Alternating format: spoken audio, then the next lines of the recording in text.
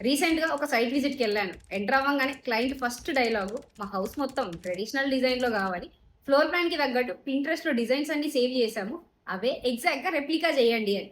ఆ ఒక్క word exact. అదే బిగ్గెస్ట్ ప్రాబ్లమ్. చాలా మంది అనుకుంటారు ఫ్లోర్ ప్లాన్ ఆల్మోస్ట్ సేమ్ కదా! టీవీ యూనిట్, వార్డ్‌రోబ్ అవన్నీ కాపీ చేస్తే ఆల్మోస్ట్ సేమ్ డిజైన్ వస్తుంది అని.